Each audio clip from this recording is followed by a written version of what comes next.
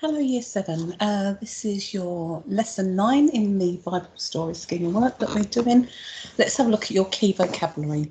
So we've got metaphor. So can you remember what a metaphor is? So if you stop the video now please and just either make yourself some notes or try to think back to last lesson. Right, a metaphor. A metaphor is something that you're using to describe something else in a non-literal way. So one of the examples I often use is that your bedroom is a bomb site. So it creates that imagery for the other person, maybe whether it's the reader or the person that you're talking to create that image of just how bad something is in that particular case. Personification. So can you think back to what personification is? So can you stop the video now, please? Right, personification, if you think about the word, you've got a clue in there. The first part of the word is person. So personification is when you're giving something inanimate, something that's not human qualities. So the lightning danced across the sky, I think, is an example that I used. Hopefully you can remember what they were. Okay, your steps to success for today. So your knowledge goal is to complete the assessment. This is the one that you've been planning for your parable. You're going to be writing your own parable. And to do this, your steps to success is to assimilate all of your previous knowledge in this unit. So thinking about all the work that you've done, try to bring that all together and incorporate that into your piece of writing. Then you're going to be writing your own parable using the techniques that you have learnt. So your success criteria, there's not really a lot for me to say to you for this lesson, because you're actually going to be using the rest of this time to write your parable, using all the notes that you should now have.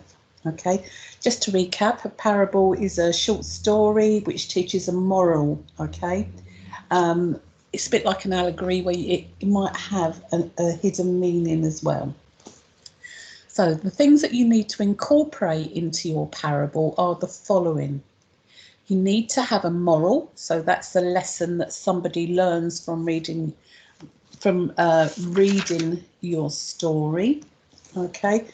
I gave you some examples of morals that you could possibly use, like always telling the truth, maybe keeping your promises, not judging others, or perhaps treating people how you want to be treated. So it's up to you what moral you are going to incorporate into your parable.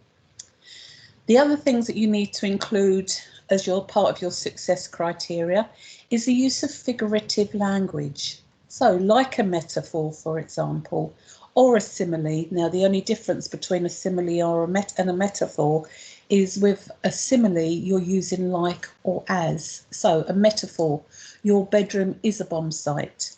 Simile, your bedroom is like a bomb site. So that's really the only difference. Use of symbolism. Now you could this could be in the way of colours. So for example, you might have the colour black that runs through your parable.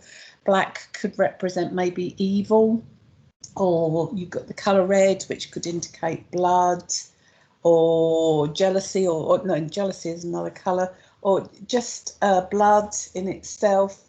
Yeah, it could mean passion.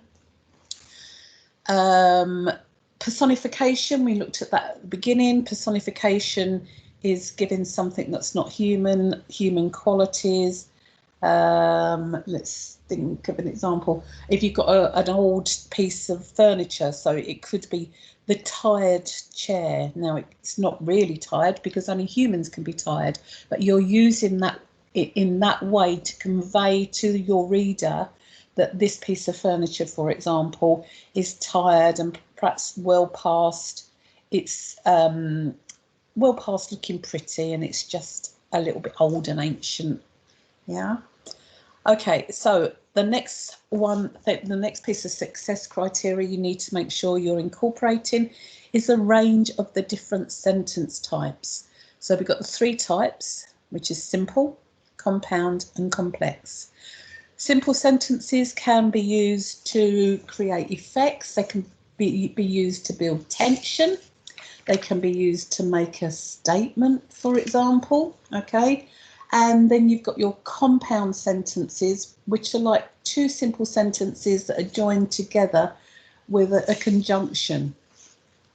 All right, so a junction, think about fanboys, for and, nor, but, or, yet, so. Okay, they're like two simple sentences joined together with a conjunction.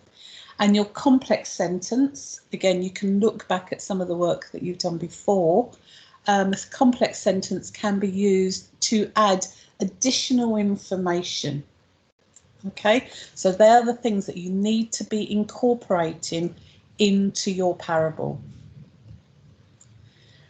So you have the rest of the time that you would normally be using for the work in this lesson to complete this.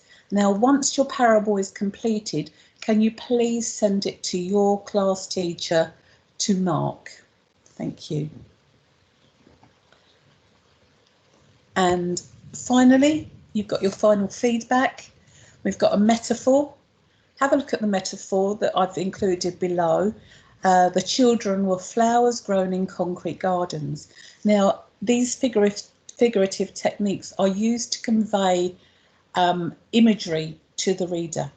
What image or what effect, excuse me, does that metaphor have? The children were flowers grown in concrete gardens.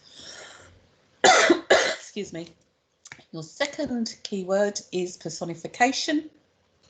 Looking at that used piece of personification, the car complained as the key was roughly turned in its ignition.